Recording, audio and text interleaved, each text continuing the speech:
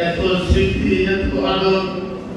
উনি আমাকে অনেক যোগ্য প্রার্থী থাকার পরও 91 সাল থেকে আমাকে মনোনয়ন দিয়েছেন, আমাকে মন্ত্রী করেছেন, যুব দলের সভাপতি করেছেন, বিএনপি যুব বিষয়ক সম্পাদক করেছেন, বন বিষয়ক পরিবেশ বিষয়ক সম্পাদক করেছেন। 88 সালে উনি আমাকে বিএনপি কেন্দ্রীয় নির্বাহী কমিটির সদস্য করেছিলেন। তারপর যুগ্ম মহাসচিব করেছেন, ভাইস চেয়ারম্যান করেছেন।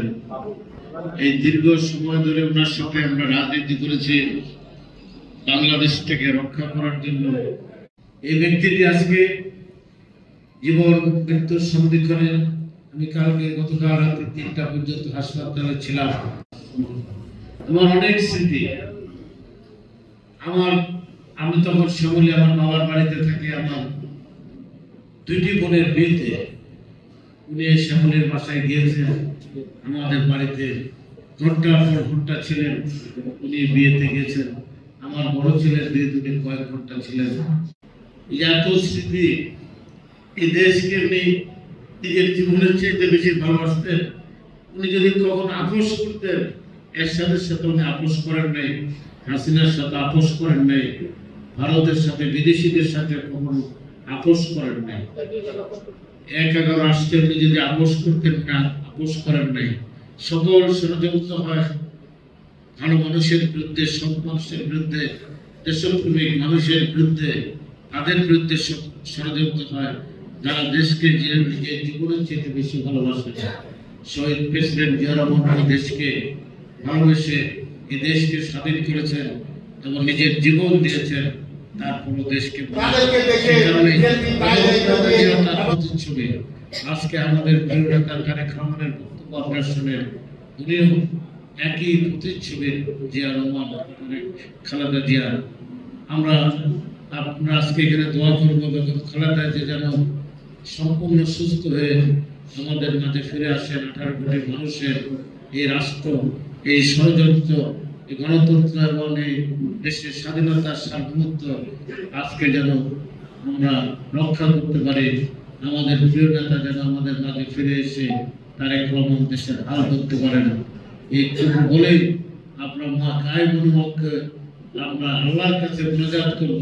এখন বেগম খালেদা জিয়ার জন্য, তারেক রহমানের জন্য, দেশের জন্য, আমাদের 18 কোটি মানুষের জন্য আমি ওনাকে আজকের এই মিলাদ মাহফিলের মোনাজাত পরিচালনা করে আল্লাহর কাছে কায়মুলকে দোয়া করার জন্য সবিনয় নিবেদন করছি।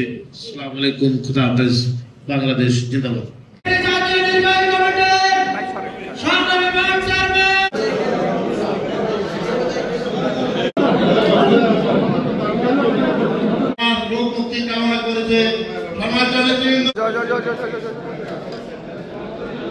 মিটিং করতে যাইতে হয়, প্রতিপক্ষ থাকা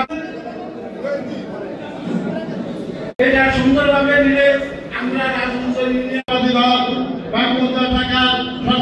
আমরা বুঝি। আমরা 3 নম্বরের খালেদা জিয়া আল্লাহ আল্লাহ করো কিন্তু দেশ যদি খালেদা জিয়া যদি কোনো কথা বলে, ম্যাডামের সাথে আমাদের অনেক স্মৃতি। সেই 84 সাল থেকে আমাদের অনেক স্মৃতি। ওই স্মৃতি আসলে ভুলতে পারছি না। আমার ফ্যামিলির এমনগুলো অনুষ্ঠানে ম্যাডামরা এসেছেন, অনেকক্ষণ কাটিয়েছেন, সবসময় নাম ধরে ডাকতাম। আল্লাহ ওনাকে আমাদের মাঝে ফিরিয়ে এনে দাও, সুস্থভাবে যেন ফিরিয়ে এনে দাও। ওনার পরিবারের জন্য দোয়া করছি। ওনার পরিবার যেন ওনার মাকে, ওনার প্রিয় মাকে ওনাদের কাছে সুন্দরভাবে সুস্থভাবে পায়। দেশনেত্রী, আপসীন নেত্রী, গণতন্ত্রের জননী বেগম খালেদা জিয়ার রোগ মুক্তি কামনা ও সুস্বাস্থ্যের জন্য আজকের মিলাদুল দোয়া মাহফিলের এখানে আমাদের মাঝে যিনি উপস্থিত আছেন আজকের প্রধান অতিথি হিসেবে, উনি এরশাদ বিরোধী আন্দোলন থেকে আমাদের এই গণতন্ত্রের জননী, গণতন্ত্রের মায়ের সাথে থেকে এই বিএনপিকে এই পর্যায়ে নিয়ে এসেছেন।